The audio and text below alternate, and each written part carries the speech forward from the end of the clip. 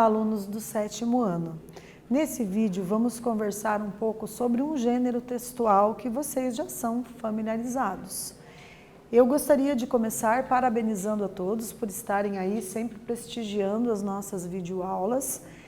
Vocês são realmente muito especiais porque estão aí compartilhando conosco um pouco dos nossos conhecimentos a respeito dos conceitos que fomos aprendendo aí ao longo da nossa vida acadêmica.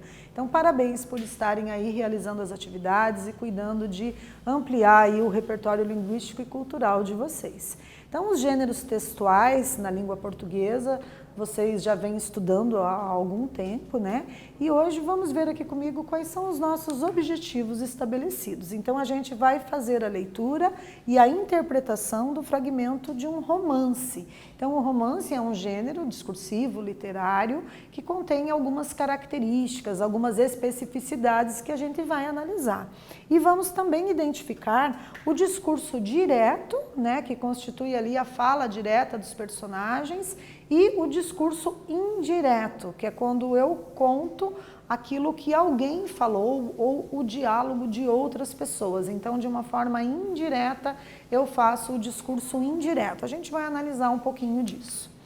Então, só para a gente começar uma reflexão, que profissão você deseja ter quando crescer? Vocês já pararam para pensar? E aí? Alguém sempre pergunta, né? O que você vai ser quando crescer? No sentido de que profissão você pensa em ter? No que você pretende se aperfeiçoar? Qual profissão você acha interessante? Então essa vai ser uma pergunta que vai sempre estar permeadas aí nos espaços de interações verbais de vocês, porque as pessoas têm curiosidade em querer saber, qual é o objetivo, que projeto de vida vocês estão estabelecendo para si. Então, nós temos aqui algumas imagens que mostram algumas possibilidades de profissões, para vocês analisarem e refletirem aí. Claro que vocês ainda são muito adolescentes, muito jovens para pensar e acertar, eu quero ser enfermeiro, médico, advogado, engenheiro, pintor, enfim. São diversas as profissões que vocês podem aí ter esse encantamento. E as pessoas vão mudando também de opinião, à medida que as circunstâncias da vida vão acontecendo. Mas é sempre bom a gente já estar pensando e refletindo sobre essas questões. E aqui a gente trouxe um fragmento de um romance do Robinson Crusoe. Vocês com certeza já ouviram falar e já tiveram talvez até a oportunidade de ler alguns textos literários aí, alguns fragmentos aí de histórias das aventuras aí do Robinson Crusoe. Então começa aqui a nossa reflexão, o nosso texto da seguinte forma: meu nome é Robinson Crusoe. Nasci na velha cidade de York, onde há um rio muito largo, cheio de navios que entram e saem. Quando criança, passava a maior parte do meu tempo a olhar aquele rio de águas tão quietas, caminhando sem pressa para o mar lá longe. Como gostaria de ver os navios em movimento, com velas branquinhas enfunadas pelas brisas. Isso me fazia sonhar as terras estranhas donde eles vinham e as maravilhosas aventuras acontecidas em mar alto. Agora, com essas informações desse fragmento do romance, já vamos começar a primeira atividade para aquecer aí as nossas estruturas cognitivas. Temos aqui, então, um fragmento do romance, que diz assim: como gostaria de ver os navios em movimento, com velas branquinhas, enfunadas pelas brisas. Isso me fazia sonhar as terras estranhas de onde eles vinham e as maravilhosas aventuras acontecidas em mar alto. Por que o menino se sentia atraído pela navegação? Vocês têm um palpite? Um tempo para responderem a nossa primeira atividade.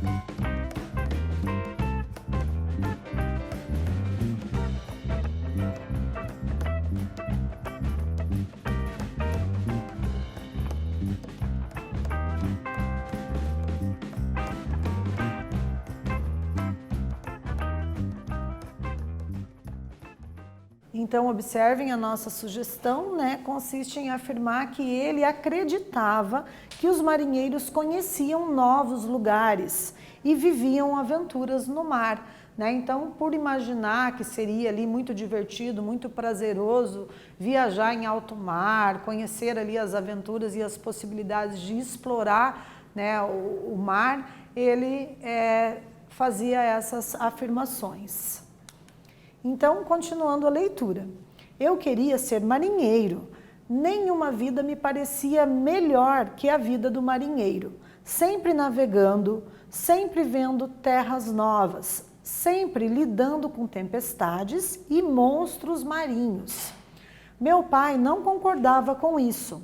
Queria que eu tivesse um ofício qualquer na cidade, ideia que eu não podia suportar. Trabalhar o dia inteiro em oficinas cheias de pó era coisa que não ia comigo. Também não suportava a ideia de viver toda a vida naquela cidade de York. O mundo me chamava, eu queria ver o mundo. Minha mãe ficou muito triste quando declarei que ou seria marinheiro ou não seria nada. A vida do marinheiro, disse ela, é uma vida bem dura. Há tantos perigos no mar, tanta tempestade, que grande número de navios acabam naufragando. Disse também que havia no mar terríveis peixes de dentes de serra, que me comeriam vivo se eu caísse na água. Depois me deu um bolo e me beijou. É muito mais feliz quem fica na sua casa. Mas não ouviu os seus conselhos. Estava resolvido a ser marinheiro e havia de ser. Já fiz 18 anos, disse um dia a mim mesmo. É tempo de começar.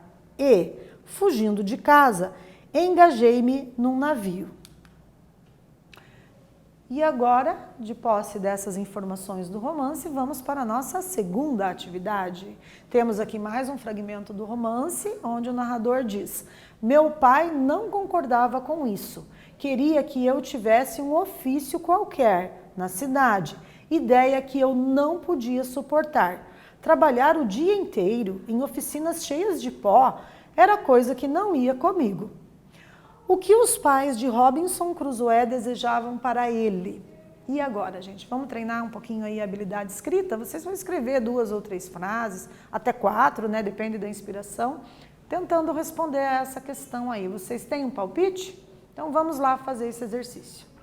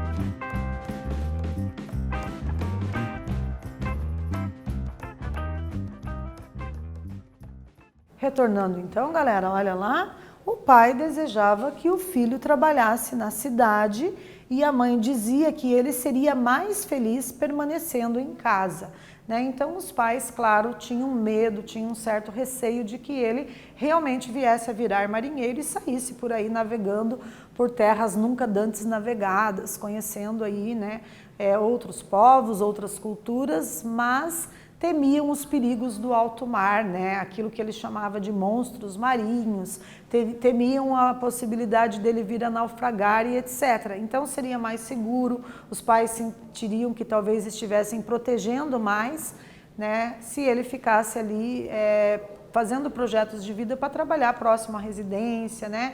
Para não perder ali o chamego, o carinho da convivência com os pais. E vamos relembrar agora o discurso direto e o discurso indireto, como anunciamos no início da aula, né? Então, quando em um texto nós encontramos a fala exata dos personagens, sem participação do narrador, nós temos o discurso direto. Então, vamos para um exemplo aqui. A vida do marinheiro, disse ela, é uma vida bem dura. Então, quando ele diz é uma vida bem dura, né, a vida do marinheiro, isso é a fala direta da mãe do Robinson Crusoe, ou seja, é um discurso direto. E observem que a marcação da pontuação adequada aqui, né, é as aspas. A gente tem aqui as aspas marcando... desculpem, nesse caso poderia ser as aspas, mas nesse caso aqui é o travessão. A gente tem o travessão marcando a fala direta, o discurso direto do personagem, né? E também temos ali dois hífens sinalizando disse ela. Outra possibilidade nós teríamos de colocar os 2 pontos, né? Então, minha mãe disse, 2 pontos. Na outra linha, parágrafo e travessão. Né? A vida do marinheiro é uma vida muito dura. Então, no parágrafo e travessão, a gente também tem essa possibilidade de ter o discurso direto, certo? E a outra forma seria colocar entre aspas também. As aspas indicam a fala direta de alguém, né? Indica o discurso direto. Então, quando em um texto o narrador utilizar as suas próprias palavras para reproduzir as falas dos personagens, aí nós vamos ter o discurso indireto. Olha o exemplo. Disse também que havia no mar terríveis peixes de dentes de serra, que me comeriam vivo se eu caísse na água. Então temos aqui uma reprodução da fala da mãe, né, do Robinson Crusoe, porém por meio do discurso indireto, né? Nós não temos ali 2 pontos, parágrafo, travessão, não temos a marcação entre aspas para identificar a fala direta dela, mas nós temos aqui, né, ele narrando o que ela disse, por isso que a gente chama de discurso indireto, porque não é a fala direta do personagem, ok? Então vamos para a nossa terceira atividade, eu vou deixar vocês lerem esse fragmento para eu não dar spoiler, e vocês vão identificar as ocorrências do discurso direto nesse trecho, e qual a diferença entre elas, tá? Um tempo para vocês fazerem essa questão e aprenderem aí os conceitos que estamos trabalhando.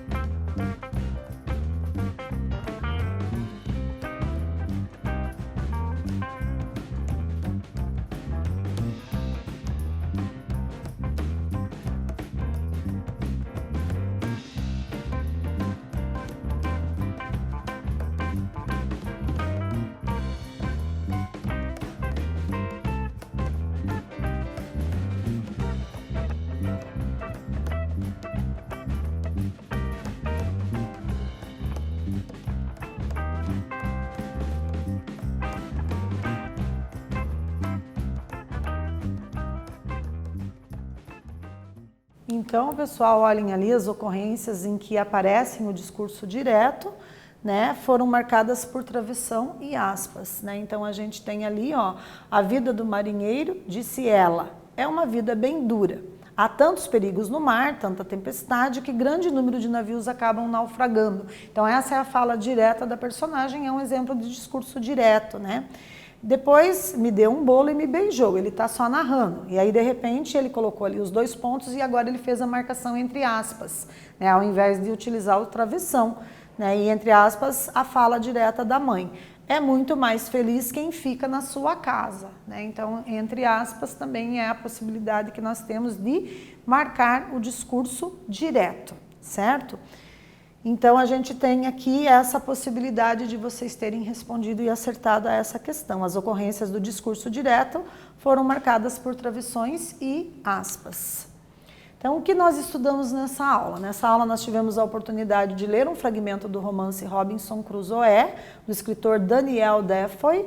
Identificamos o discurso direto e o discurso indireto, né? É sempre bom a gente retomar essa questão dos discursos e perceber a diferença entre um e outro, né? Então, se eu tenho uma frase lá, a professora disse, 2 pontos, na outra linha, parágrafo e travessão. Façam as atividades que estão presentes nas videoaulas para vocês aprenderem mais. Opa, isso é a fala direta da professora. Agora, se alguém não escutou e pergunta o que foi que a professora disse, e aí eu vou reproduzir a fala da professora, eu vou fazer o discurso indireto. E o que seria esse discurso indireto? Aí eu vou reproduzir a fala dela de forma indireta. Eu vou dizer, a professora pediu que fizéssemos as atividades que estão nas videoaulas para aprendermos mais, certo? Então, nesse vídeo nós conversamos um pouco mais sobre romance. Eu agradeço muito a participação de todos vocês, espero que tenham gostado e até breve.